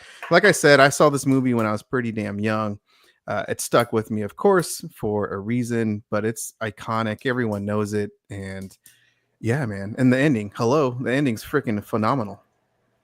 So yeah, I mean, it's iconic for a reason. So anyway, Garrett, do you agree with me though that Frank, do you agree with me that the only Hellraiser to surpass the original Hellraiser was Hellraiser Revelations, right? Fat Pinhead, that one. You agree with me there, Frank, right? Oh, You got to. It's an extreme, man. It was an extreme film. I don't know. I don't know. Maybe. Maybe. I don't know. I don't know. That was a trick question, Frank, and you failed. I know, man. What the hell? What number was that? Oh God. Because there's 9 of them, right? Second to last, I guess. I don't know. That was yeah, what no, that was Is that the one with Turbine just did? No, that was Judgment or something, wasn't it? Oh, okay, that's what I think. That's what I was. Judgment is good. Revelation is is really bad. It's like the fake Pinhead. And all that stuff, yeah. I'm gonna act like you didn't know that, and now you're backtracking. No, oh, sons of bitches. I failed. Okay. What is it? Garrett? Okay. You're So since Uncle Frank brought out one of the big guns with Hellraiser, I might as well just be the one to say The Thing. Let's throw this in the mix because if we're gonna re-ranking these suckers at the end, this is gonna be kind of talked about. So, if anybody doesn't know, but John Carpenter's The Thing. I mean, it's literally like one of the best practical effect movies ever. You can throw this back in the Alien category, kind of like I said with Extra at the beginning. But yeah, I mean, I still am mind blown every time I watch this damn movie on how good these effects are. In my opinion, I don't even know if they've been touched. Some of this stuff that they're able to do in this movie, but I don't know what else to say about it. I'm sure everybody in this chat has seen The Thing. Easily is up there for Carpenter's best. But it's my favorite. Yeah, of his. Definitely is something that should be on this list for sure. Yeah, it's my second favorite horror film of all time. To me, it's a masterpiece. Love it, love it, love it. Love the ending. Biz. Well, I was going to mention the scene that freaked me out in The Thing that still freaks me out today whenever I see it is the defibrillator scene where he hits the guy's chest and the guy's chest caves in and turns into a big mouth and bites off his arms. Like, oh my God. That's so many classic ones. Still gets me to this day. I dogs when the thing's like freaking out. It's like spraying the dogs with all that shit. They didn't like that. Yeah. That defibrillator, that reminds me, honestly, I put that in the same tier as Aliens with the chest burster. To me, that's iconic, man. Iconic. So Piz. Well, if you're going with Hellraiser, I'm going to go with Hellbound Hellraiser 2 because I saw that one way too early. I thought that was just going to be a slasher movie when I rented it, but I was like, oh, this guy with pins in his head, it's going to be cool to see him like kill campers or whatever, you know. And then there's the scene where the guy, the get them off me, and he's razoring himself. Like that freaked me out. And then there's like a naked, skinless woman walking around. I had no idea what was going on. It just went deeper and deeper into. I was not ready for Hellbound Hellraiser 2. So skinless people and the dude razor blading himself was really freaked me out. What do you think about? Imagine Pinhead in the woods killing campers. That would be kind of rad, actually. That'd be fun. Yeah, I'd watch that. I'd watch. Oh, yeah. Well, I mean, if you open the box in the woods, he'd come and get you wherever. Somebody should just do that. Camp slasher with Pinhead. I agree. Lots of suffering right there. Mel. Should we just keep going with Hellraiser Bloodline? You can do Hellraiser 3. There we go. Okay. I might as well go to 4. I might as well just pull up this whole damn. I'm kidding. I'm gonna go with Frankenhooker. Oh. Okay, so my top 4 are just heavy hitters. I'm just gonna say that right now. Embarrassing story. I saw this when I was really young. I didn't remember how many boobs were in this movie. I rewatched this not recently, but within the last couple of years. There's a lot of boobs in this movie, but I remember the ending scene is just burned into my mind where like the dude's head is on like the chick's body. Like just the practical effects of that is so wrong. The dude's head is where? It's on like the woman's body. He like Wow. looks down and he has Unbelievable. There was boobs there. he has like tits, you know. Anyway. Great stuff in this movie. Great that's stuff. such a Oh yeah. No. Great movie, really fun, lots of boobs. Check it Lots out. of boobs. Mhm. 80s perfection. Not Oh, even yeah. practical boobs, just real boobs. Exactly. Guys. I'm gonna bring it up because someone hasn't talked about it yet. Maybe because they're too much David Cronenberg, but I'm gonna say Videodrome.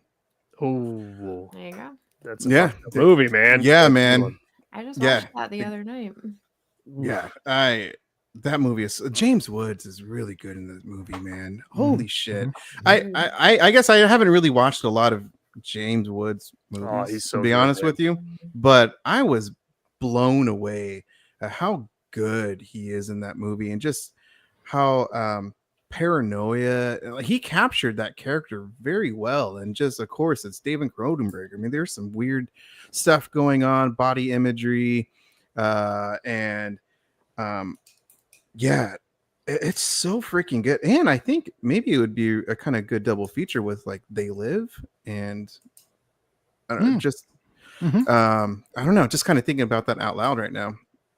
There's, I don't know, some similarities, but regardless, Videodrome is freaking I think it's an iconic film within the body horror genre, and I just wanted to bring that up. So there we go. Garrett, And I think. Oh, go ahead. Can't argue with that. No. See, bam. Top 4 now, right? We're in 4. Okay. Yeah. I can just say Reanimator again, so I can get this back in the ranking list. Like I said, when we first got on, it was my introduction to kind of all this. Again, talk about From Beyond. You get the similar cast of characters there, but great movie, good practical effects. I mean, it's one of those movies I think that seemed pretty low budget, but I think that they made it work really well with what they had. And the cast is great. You've got, the reagent and all the funky shit that happens, and you could even throw the sequel in here as well if you wanted to, because that's got some crazy ass stuff too. It's a great sequel, and I can't wait till we get it next year. But I want to throw Reanimator into the mix because, in my opinion, it's probably one of the better or most well known heavy hitters of the body horror subgenre. So yeah, just want to get that in the mix. Piz. I'll go with another heavy hitter, The Blob 1988. Oh, good pick. The effects in that one, what the blob does to your body, when it absorbs you, just some incredible effects in that one. That police, see, oh my god, that police scene, just inside the phone booth? Yeah. And then inside the office too. Like it's so freaking scary, man. It's so good. I honestly think that film doesn't get talked about enough. That sewer scene would never happen today. With the little kid? With the kid. Oh, yeah. no. Well, and I love the fact that they set up the one character to be like, you think he's going to be like the hero, and then boom, he's ate up and That's who I'm talking about in this. Yeah. Crazy, man. Yeah. And then the scene in the phone booth. And like what's freaky about that scene is like he's still alive inside the blob.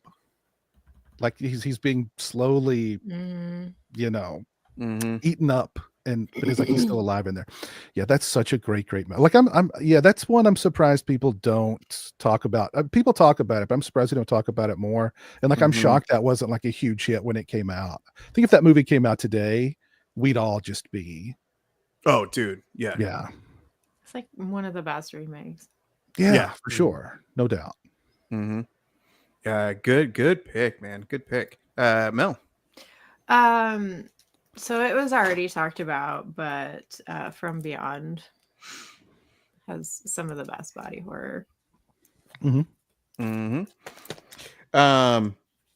My number 4, we already kind of talked about it, but yeah, it's Society, man. One of the most bonkers endings ever. Haven't seen it. See this damn movie. Freaking phenomenal. And I still can't believe Arrow Video went kind of crazy with this little limited edition case with it. But anyway, man, it's just amazing, man. I love it. I think it's one of the best. Yeah, pure 80s for sure. And obviously heavily influential. That's for damn sure. Garrett, you're number 3. I don't know. I guess this kind of can fit in the subgenre about 1980s altered states. If we have anybody that's a fan of that flick. That's another one that I feel like doesn't get talked about much, as much as it should. And that's definitely a messed up movie. And then, he goes through all those changes and the big transformation scene at the end and whatnot. I mean, I always was a big fan of Altered States, but again, I just feel like it's also one that not many people talk about. So I wasn't sure if it would fit into this subgenre at all, but I think it does. It's got a little more science fiction elements to it. But this is another one that I think is slated to come out soon again, right? Did you guys see anything about this? Criterion, yeah. I actually haven't seen the film yet. Oh, that's who's putting this out? Is it 4K? October, if I remember right. So yeah, definitely a cool one for anybody who hasn't checked out Altered States. Definitely want to check it out. Yeah, really good one. Nice. Yeah, I can't wait to see it in 4K. Piz, you're number 3? Has anybody mentioned Street Trash yet? No. Nope. Street Trash is good. The winos of New York City have gotten a hold of some alcohol that has some sort of toxin in it that causes them to melt. They melt into these very colorful puddles and some really good effects for like a super low budget movie. It's also one of those, it's I love seeing movies like in New York from that era, 70s and 80s, because it's just such a sleazy, nasty kind of time. And I don't know, I like that about it. So, but yeah, Street Trash is a good one if you've not seen it. And they did a sequel or a remake last year? It's a remake. I have it, but I have not watched it yet. Is it not good? I don't like it. Too. I haven't seen it. I've heard mixed things, mixed to mostly good things about it, but I'm just like, Yeah, I wasn't a fan of it. So just me. Mel. So my next one is Bride of Reanimator. I could easily talk about Reanimator as well, but that ending scene in Bride of Reanimator is heartbreaking, but it's also wild how they put her together. She comes alive. She doesn't understand what's going on, who she is, but she knows she belongs to somebody, and he rejects her, and she rips her heart out for him, and it's so sad. And then that scene where she's on the table and she literally falls apart is just bonkers. Like the practical effects of that and just the scene alone is craziness. Kathleen Kinmon is really good. Yeah. As the bride, yeah. I mean, this whole movie is just full of great body horror, but that scene, that whole ending where she's like kicking the ass of the other chick and just her Frankenwoman monster is amazing to me.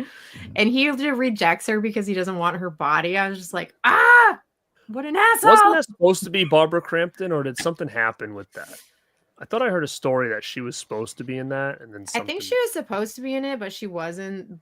But they kind of like twist the story where it's like her heart or something. Okay.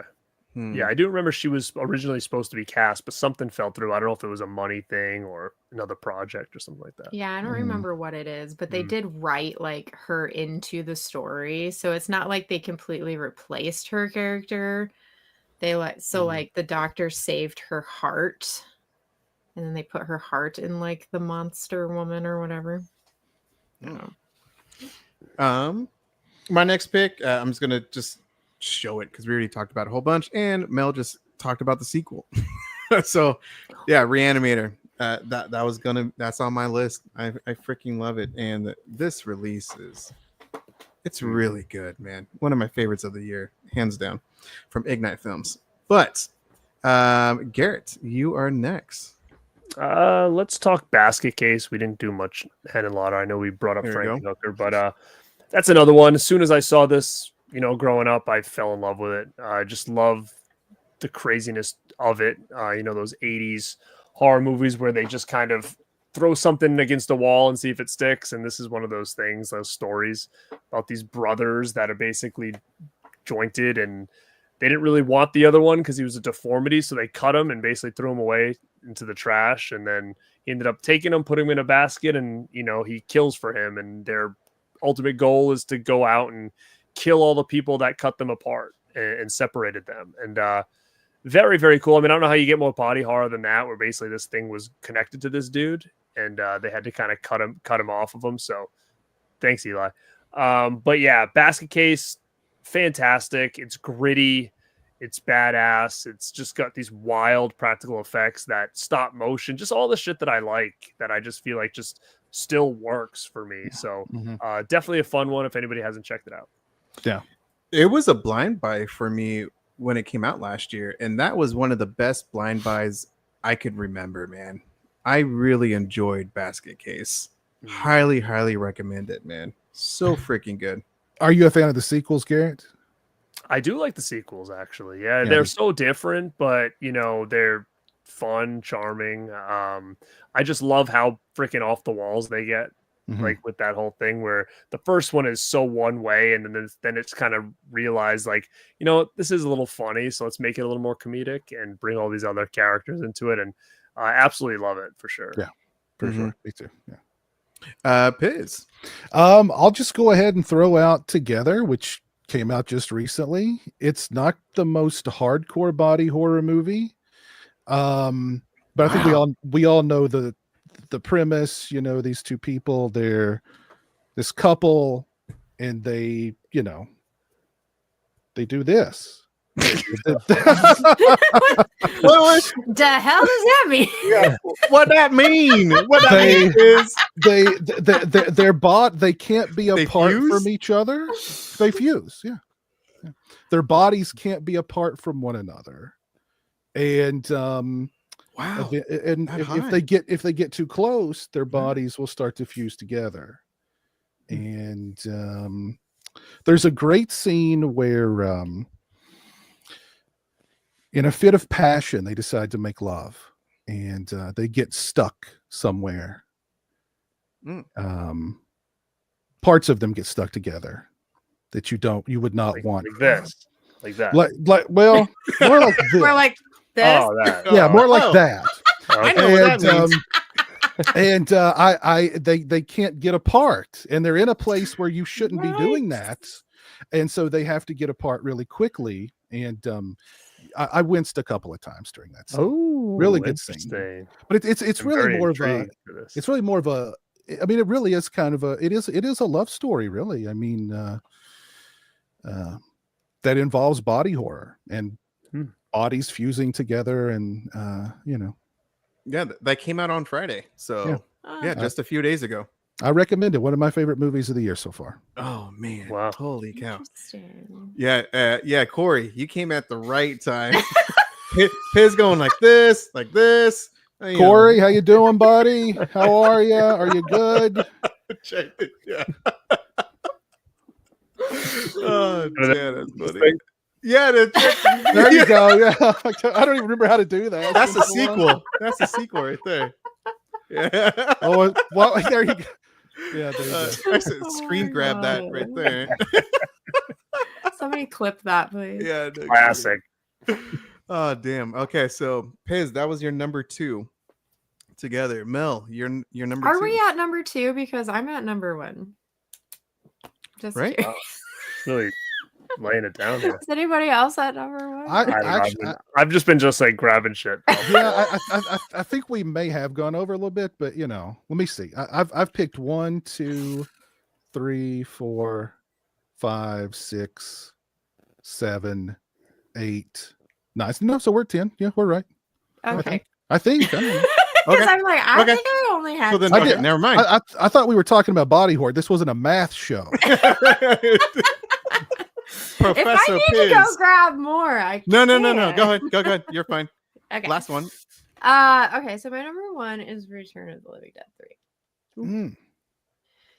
So this is also I love kind of that a cover. sad story where she like dies and is in so much pain, and the only thing that kind of relieves her pain is if she like hurts herself. And there's a scene in this movie where she kind of reveals herself as like this zombie creature with all of these things sticking out of her. It's basically like all the things that she has stuck in herself to relieve her pain of being hungry. The body horror in this is pretty amazing. The story is sad, but it's also sweet at the same time because like her boyfriend is trying to help her and everything. But it's great. It's a great movie.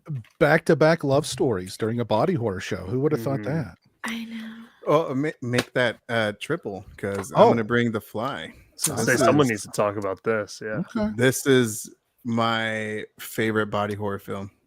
I love it, man. That one is great. I freaking Jeff Goldblum. First off, what a stud! And then he just turns into some fucking creature ass fly.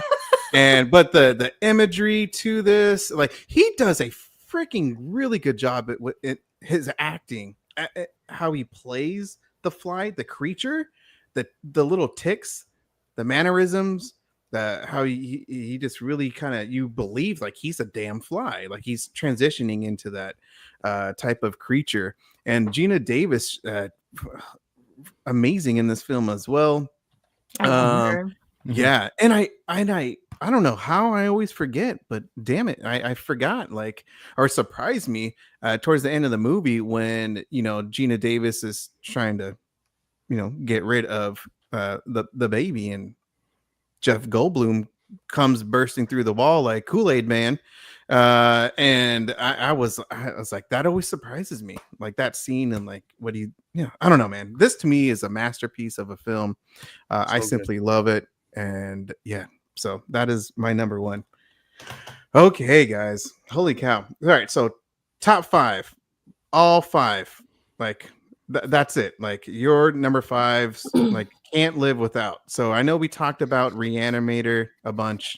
So I'm assuming that's like within your number 5. And then we talked about, let's see, The Thing was brought up multiple times. What else do you guys think should be in that top I would say 5? The Fly is The Fly for sure. That was brought up multiple times. I could say Hellraiser. Okay. I would The Blob, the 1988 Blob. A lot of love was shown to Videodrome. From Beyond. The Thing. No, The Thing is The thing would have to be like number 1 or number 2 for sure. Yeah. Okay. And then I'm sorry. It was From Beyond. Let's see. Good, because I thought there was something else. There was The Fly, Reanimator, The Thing, Hellraiser, From Beyond. Okay. Yeah, basically I just wanted to like, these are like our like must if we had to like recommend like the Mount Rushmores basically +1. Then that would be it. Would be those. So okay, guys. Yeah, thank you so much. Thank you, chat, for joining and partaking and letting us know. Yeah, the Slither, James Gunn. That was my next pick. I had one more actually. Yeah, it just edged my list right there. But that's a fantastic movie. Really great film. Guys, Garrett, go ahead, plug your channels, man. So Garrett, go first. Sure, man. You can find me over at Born to Be Rad. If you like anything 80s, 90s nostalgia, horror movies, and collectibles, you can check me out over there. I'm trying to think what I just released.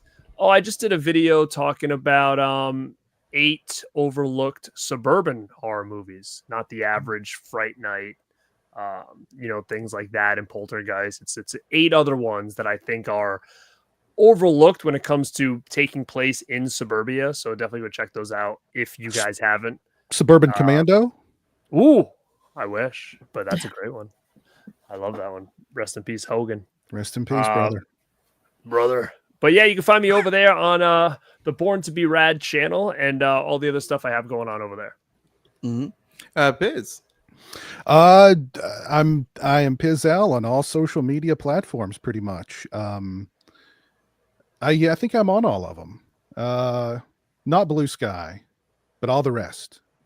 So wherever. go check me Blue out. Sky? What's that? That was a popular social media platform, I think, for about 5 minutes, and then it So don't run over there. Don't run over No, there. don't run over there. Instagram, TikTok, X, Facebook, OnlyFans. Those are the main ones. Those are the main ones. There you go. Yeah. So always putting out videos on my channel talking about horror movies, masks, doing stuff with Jeremy. Jeremy and I did a video today. We tried a new beverage that pretty much made us both sick.